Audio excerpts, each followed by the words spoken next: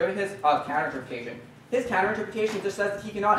His counterinterpretation, or can you give me the counterinterpretation? But is it written out? So his counterinterpretation says that he should be able to do this piece of philosophical ground. My argument is that I don't preclude him from making reason to prefer his framework because of skepticism. He could say that constitutivism is a reason to prefer his framework because it escapes skepticism, but he cannot say that if he could potentially trigger skepticism. The concession of Thomas Examination that he could trigger skepticism, i.e. his counterinterpretation. I saw backfall the philosophical ground because my interpretation allows him to have those arguments, just not trigger them in one are. So that means he has no options there. Go to my interpretation.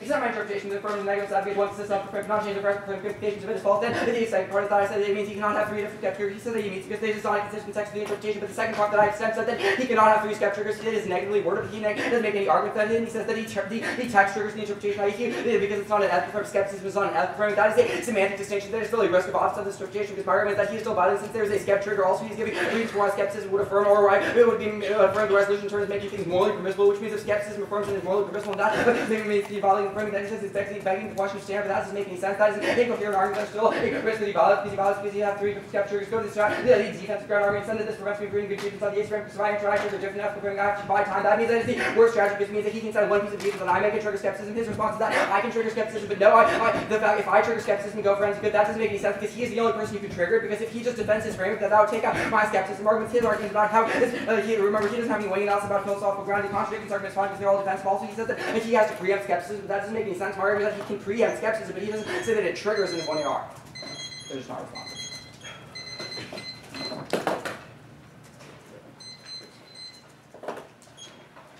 What was the implication of Lowland? That issues that occur with like the rules of debate or like the structural issues of fairness. Was it cross-applied to the RBI? Yeah, it was explained when I read it how it applies to the RBI, and it was also mentioned on the number 3 RBI issue.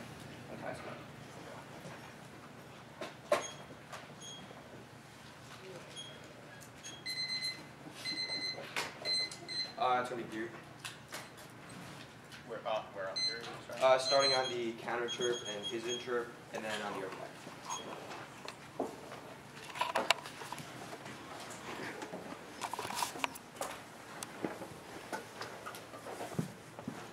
You ready?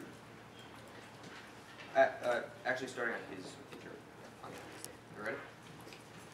Extend the first time that I meet text interpretation. Text interpretation says if you change something, if you trigger something, that's not really okay. He says that the interpretation he had an implication with every word. No, the violation was negatively. The violation said that he has these skep triggers, and that nowhere did he actually say the skep have anywhere there the skep trigger is not okay, and that was not written down. If you don't have that info, then you don't have jurisdiction by that. You have to buy this at me because I'm meeting the text interpretation that I never actually triggered it, and.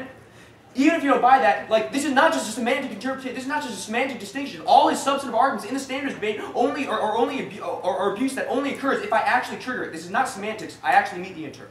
On the second argument, you said that I meet the interp because I'm triggering skepticism, which is not actually I would trigger skepticism, not actually a normative theory. He says that first one's just semantic distinction, but that's how the interpretation was worded. So if you're advocating a rule for debate under the interpretation, then the semantics matter. His next argument is that I would trigger moral permissibility, but it would be moral permissibility, but not under a moral framework. So it still meets the interpretation. You extend the last argument says that if anything, he would be the one that's violating because I can't possibly trigger skepticism without his arguments. It would be his argument that I would extend that would imply skepticism. So it would be his argument that would trigger the skepticism. So if anything, it would be he would be the one changing my ethical theory, so he would be the one that's violating it. I can't trigger it, he would have to trigger it. So I can't violate it.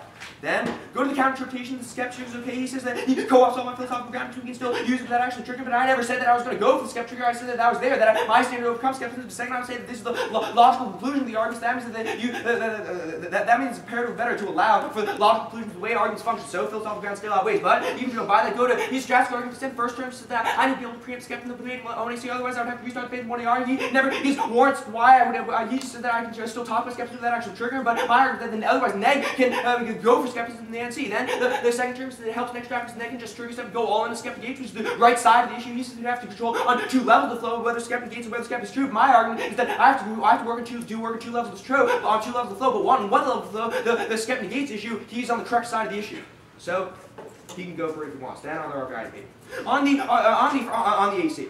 Extend the spike top in front of the case. You presume after 7 take the bond same size of 32,000 rounds. That means so because the time speed, that means the badass the better debaters. That means the owl come open the better debating. That's the internal warrant for the RVI debate. Only ask at RVIs. That's going to be extremely important here because now most of these arguments are not competitive. My interpretation is his second argument. He says that I can run theory too, but you can extend my first response to that. That's not my point. My point is that yes, RVIs are unfair. I need that unfairness to account for the structural unfairness of affirming the resolution. I need that. I need that unfairness. So it's RVIs don't solve that I can run theory too is irrelevant. I need RVIs plus the ability to run theory. Then on the third argument, you extend the non-unique that the better debater always wins. He says that is relevant because the better debater doesn't win on RVI. My point is that the better debater should always win. On the fourth argument, you extend the first argument so that at least in this way I have a chance of winning. He says that he wouldn't necessarily collapse on theory. Yeah, he would only collapse on theory if he's actually winning it. This time he has to go for theory, and I at least have the ability to win on theory, and also that's not unique. On the low and heavy, you extend my response that he completely drops the ballot ask the better debater. That means that there are structural advantages, even if they're consent, it doesn't matter because the ballot still asks for the better debater. So if I do better debating, I should win. So you vote for me.